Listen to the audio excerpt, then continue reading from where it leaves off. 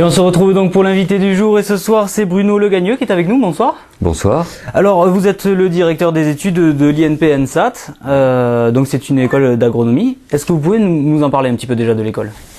Oui, donc c'est un établissement d'enseignement supérieur qui principalement forme des ingénieurs agronomes en 3 ans et qui à côté a un certain nombre d'autres formations comme des masters professionnels, master recherche, a aussi un diplôme national d'énologue et pour appuyer ces formations, il y a des labos de recherche dans différents domaines autour des biosciences végétales, de l'environnement, des productions animales et même des sciences économiques et sociales. D'accord, alors j'ai lu agronomie, agroalimentaire, agro-industrie, environnement, c'est vaste finalement. C'est très très vaste effectivement, on couvre tout un domaine en fait relatif à tout ce qui est de la biologie appliquée.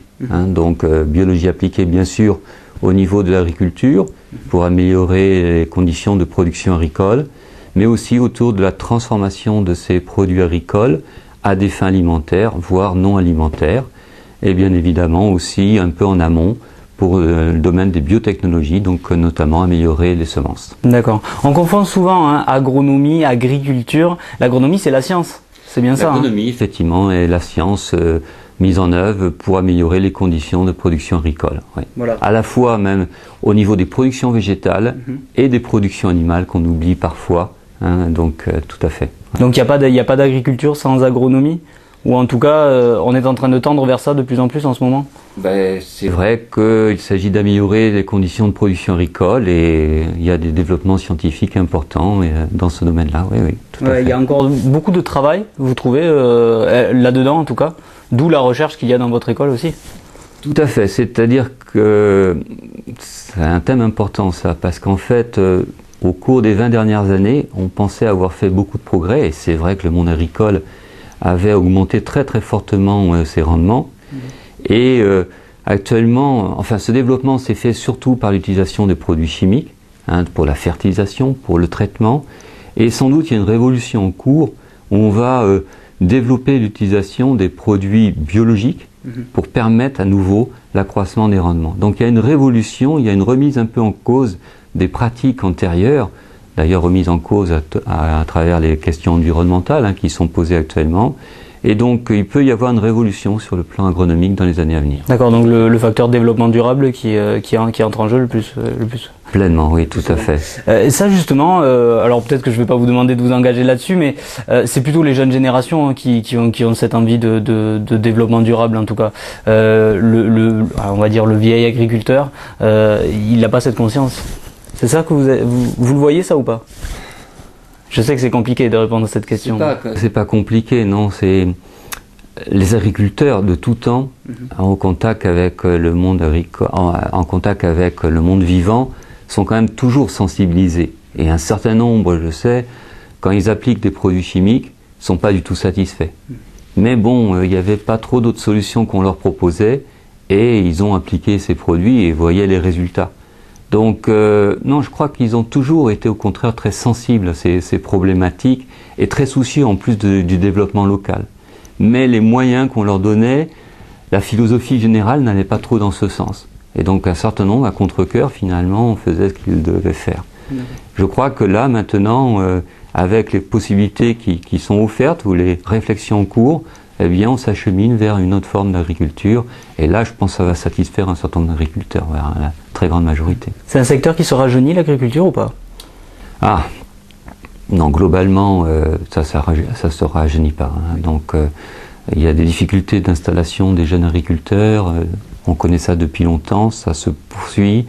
Et c'est vrai que c'est un secteur qui attire d'un certain côté, puisqu'en fait, on voit dans les lycées agricoles beaucoup de jeunes qui suivent des formations, qui aimeraient s'installer, mais après, passer à l'acte d'installation n'est pas toujours évident. On le voit, c'est souvent de père en fils, finalement. Voilà, globalement, ça reste de père en fils, et c'est vrai que pour le moment, c'est plutôt des chefs d'exploitation relativement vieux, enfin le terme vieux ne convient peut-être pas, mais un peu plus ancien, voilà, effectivement. Alors j'ai un chiffre là, 75% de placement à la sortie de l'école, c'est plutôt un bon chiffre. On parle de crise en ce moment, c'est un secteur qui n'est pas en crise? Là, globalement, effectivement, il y avait 75% de nos étudiants placés au bout de... Enfin, il n'y en avait que 20% en fait exactement qui n'avaient pas d'activité au bout d'un mois. Hein. Un mois. Ah oui, donc c'est très rapide. Ouais. C'est très rapide. Soit ils ont trouvé un travail, soit aussi un certain nombre poursuivent une formation et notamment une thèse. Hein. Donc la crise, on ne l'a pas encore vraiment connue, c'est vrai. Hein. Globalement, nos étudiants ne rencontrent pas de difficultés lorsqu'ils se placent. Après, si vous voulez, dans les 6 mois qui suivent, parce que souvent c'est des CDD, et donc il y a une certaine instabilité. Et donc au bout de 6 mois, on retrouve toujours une vingtaine de % des jeunes qui cherchent du travail, mais ce n'est pas toujours les mêmes. D'accord, donc il faut pondérer ce chiffre. Il y a un temps pour trouver sa voie ou de stabilisation, les entreprises prenant essentiellement des CDD au démarrage. D'accord. Le secteur il se porte plutôt bien là comment vous le jugez vous? Ah, c'est très variable en fait. On avait connu des difficultés. On l'a vu, il est très large aussi. Hein, donc. Voilà, il y a quelques années, il s'était très fortement réagi ou dynamisé il y a 2 ans quand les prix des produits agricoles avaient fortement augmenté, puisqu'il y a eu une très forte augmentation des prix des produits agricoles, et ça avait créé tout de suite une dynamique. C'est vrai qu'actuellement, les prix des produits agricoles ont chuté, le revenu des agriculteurs actuellement chute, et tout s'en ressent. Donc il y a une sorte de marasme actuellement. Bon, comme c'est très sensible ces questions de prix des produits agricoles, alimentaires, en fait, on subit des cycles. Il faut aller prendre un peu de recul par rapport à ces cycles. Et je pense que la tendance quand même, c'est effectivement un développement. Bon, c'est quand même un métier qui est en constante évolution. Aujourd'hui, on part plutôt sur l'environnemental, hein, c'est ce que vous disiez tout à l'heure. Alors, on est effectivement très sensible aux questions environnementales, et donc il y a des développements importants dans ce domaine-là, mais il y a quand même aussi dans le domaine agricole, sur les pratiques de l'agriculture, et puis aussi sur la transformation des produits. Un autre aspect qu'on peut mettre en avant, c'est toutes les réflexions et tous les développements sur la transformation des produits agricoles à des fins non alimentaires. Donc autour des biocarburants, des biomatériaux, des produits qui peuvent servir pour les cosmétiques. Donc il y a toute une réflexion en cours, et ça, on ne le voit pas encore trop au niveau des consommateurs, mais c'est vrai qu'au niveau de la recherche actuellement, eh bien, il y a de forts développements. Alors, je voulais parler des partenariats aussi. Vous avez un partenariat avec l'INRA, avec le CNES. C'est important. Le CNRS, pardon. Voilà, ce genre de partenariat, c'est important pour vous? Bien sûr. Nos laboratoires de recherche, en fait, travaillent vraiment conjointement dans ce qu'on appelle des UMR, unités mixtes de recherche, avec les grands organismes de recherche.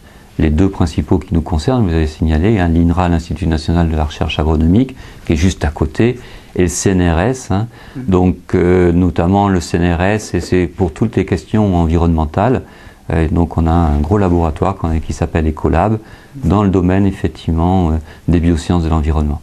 Bon, on va parler un petit peu de la journée de demain quand même. Oui. Donc demain c'est une journée porte ouverte, c'est pour attirer un petit peu les étudiants pour l'année prochaine, hein, ça se fait un peu dans toutes les écoles. Qu'est-ce que vous proposez demain de 10h à 13h? Alors, demain donc on va proposer d'abord des conférences. Il y aura une conférence à 10h, une autre qui démarrera vers 11h30. C'est les mêmes. L'idée ça c'est de présenter globalement les champs d'emploi, la structure de la formation, pour les jeunes qui sont intéressés. Et donc je le présenterai avec des anciens aussi qui viendront parler de leurs fonctions. On parlera aussi de l'apprentissage, puisque c'est une formation qu'on vient d'ouvrir, et donc on présentera cette formation. Il y aura un tour de l'école qui sera proposé aussi, donc une visite.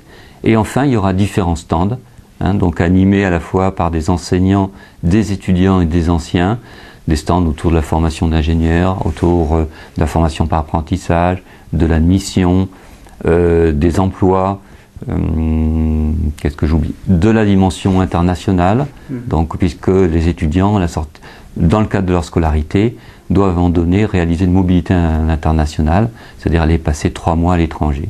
Donc on présentera ces différents aspects à travers des stands. Quels sont les étudiants qui viennent? Quels sont le profil? Quel est le profil? Le profil, alors on parle de la formation d'ingénieur, donc on recrute en gros 150 étudiants, et sur les 150, il y a à peu près 100 qui viennent par les classes préparatoires. donc BCPST, biologie, chimie, physique, sciences de la Terre, donc avec une formation biologique de base. Mais on cherche à diversifier par rapport à ceci. Donc à côté, il y a différents autres types de recrutement pour ceux qui viennent avec un DUT en génie biologique, pour ceux qui ont un BTS dans le domaine de la biologie ou de l'agriculture et qui doivent faire après une prépa post-BTS.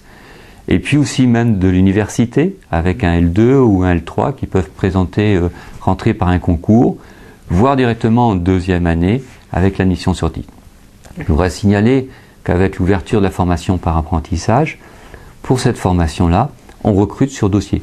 Pour la formation sous statut étudiant, c'est uniquement sur concours, sauf pendant deuxième année, mais pour la formation par apprentissage, c'est sur dossier et on vise plus particulièrement des jeunes qui ont une orientation technologique, donc avec un DUT, avec un BTS pour l'essentiel. Bon, alors ça sera ma dernière question parce qu'il faut se quitter.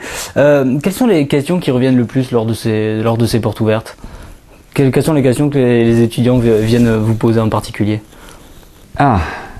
Bien sûr, ils cherchent à comprendre les métiers sur lesquels cette formation débouche. Ça, c'est un point important, parce que c'est pas toujours tellement évident de se rendre compte concrètement, et ils ont besoin de détailler un peu ces aspects-là. Après, ils posent des questions sur les stages, sur justement la mobilité, savoir ce qu'on attend d'eux au niveau de la démarche au niveau international. Sur l'avenir, ils s'en soucient pas trop? Non. Non, ils ne se projettent pas totalement dans l'avenir. Il faut savoir qu'on a une proportion importante de filles chez nous qui sont plus intéressées par la dimension biologique. C'est vrai que souvent ils viennent avec une dimension un peu recherche pour certains nombres, et puis on essaie de les ouvrir sur toutes les dimensions, puisqu'on n'a pas besoin uniquement des chercheurs, mais bien d'autres aspects. Et d'ailleurs ici, ils découvrent effectivement toute la variété des métiers qu'on peut exercer à la sortie de l'école. Bon, une palette assez large, on l'a bien compris. Donc merci beaucoup en tout cas de nous avoir accueillis ici dans votre bureau. Je le rappelle, samedi 13, donc c'est demain de 10h à 13h, porte ouverte, c'est ici à l'ENSAT. Alors vous m'avez dit qu'il fallait absolument donner les initiales, donc je vous laisse le faire. École nationale supérieure agronomique de Toulouse. Voilà, on l'a fait. INP, ENSAT, Institut national polytechnique.